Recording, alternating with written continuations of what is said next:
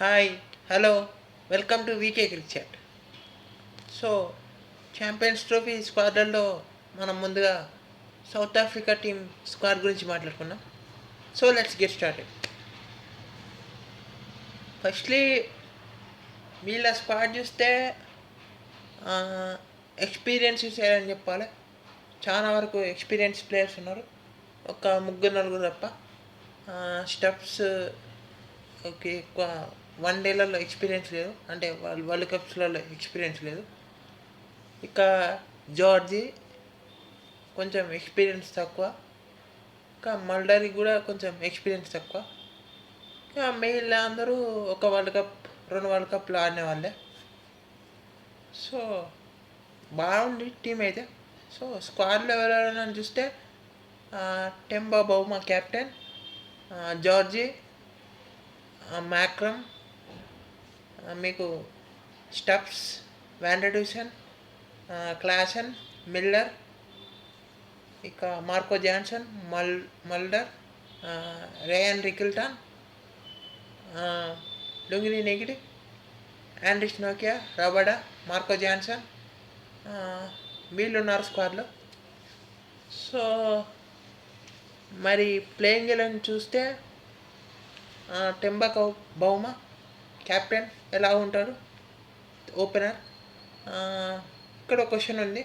Question ఏంటంటే తనతో పాటు ఎవరు ఓపెనింగ్ ఇస్తారని. రియల్ రికిల్టోనా, లేదంటే జార్జియా, లేదంటే మ్యాక్రమా, లేదంటే వ్యాండర్డ్యూసన్. సో చాలా ఆప్షన్స్ ఉన్నాయి, చూడాలి మరి. నేనైతే జార్జీతోనే వెళ్తా, ఎందుకంటే తను లెఫ్ట్ హ్యాండర్, టాప్ ఆర్డర్లో లెఫ్ట్ హ్యాండర్ అవసరం. సో నా ఓపెనింగ్ వచ్చేసి Temba Bavuma, George. So one డౌన్లో మీకు మ్యాక్రమ్ ఉంటాడు, ఫోర్లో మీకు ఇక్కడ ఆప్షన్స్ ఉన్నాయి. స్టబ్స్ని ఆడేయచ్చు, లేదంటే వ్యాండర్డ్యూసన్ ఆడేయచ్చు. కానీ ఎక్స్పీరియన్స్ పరంగా చూస్తే వ్యాండర్డ్యూసన్ ఓడిఐస్లో కొంచెం బాగా ఎక్స్పీరియన్స్ ఉంది. 19 వరల్డ్ కప్ ఆడాడు, 2023 వరల్డ్ కప్ కూడా ఆడాడు. So I will go with van der Dussen. ఇంకా 5లో క్లాసన్, 6లో మిల్లర్, ఈ రెండు ఫిక్స్. 7లో మీకు మల్డర్, 8లో జాన్సన్, 9లో రబడా. ఇక్కడ మీకు క్వశ్చన్ మార్క్ ఏంటంటే స్పిన్నర్స్ ఎంతమందితో వెళ్ళాలి. మహారాజ్ ఒక్కడు సరిపోతారా, లేదంటే మీకు షంషీ కూడా అన్నా. సో ఇది క్వశ్చన్.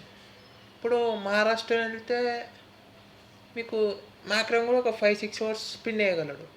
సో మరి 15 ఓవర్స్ ఆఫ్ స్పిన్ సరిపోతుందా చూడాలి మరి. ఒకవేళ సెమీఫైనల్కి వస్తే దుబాయ్లో మరి చూడాలి.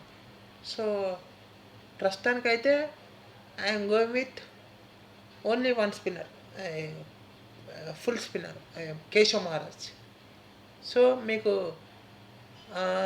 7లో మల్డర్, 8లో మార్కో జాన్సన్, 9లో రవడా, 10లో మహారాజ్, 11లో మీకు ఇక్కడ ఆప్షన్స్ ఉన్నాయి, నోకియానా, Lungi Ngidi. So I will go with Nokia.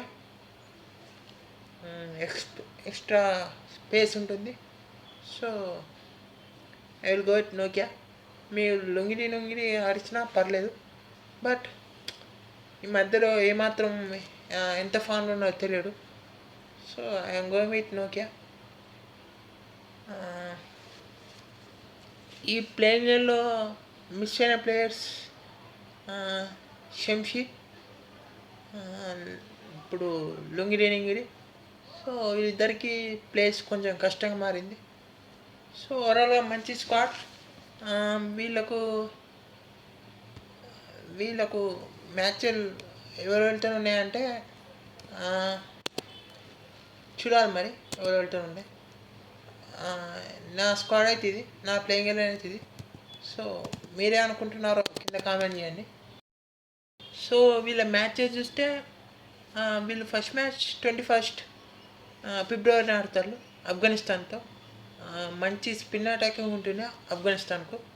So మరి కీ ప్లేయర్స్ వచ్చేసి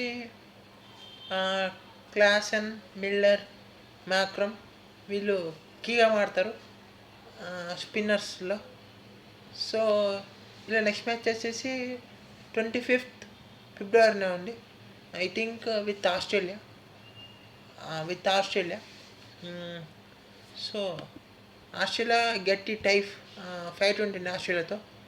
వీళ్ళ ఇంకో లాస్ట్ మ్యాచ్ వచ్చేసి గ్రూప్ స్టేజ్లో ఇంగ్లాండ్తో ఉంది. అది ఫస్ట్ మ్యాచ్న చూడాలి. మరి ఫస్ట్ మ్యాచ్న కరాచీలో జరగబోతుంది ఇంగ్లాండ్తో. మరి చూడాలి ఎలా ఉండబోతుంది, వీళ్ళు ఎంతవరకు రాగలదని.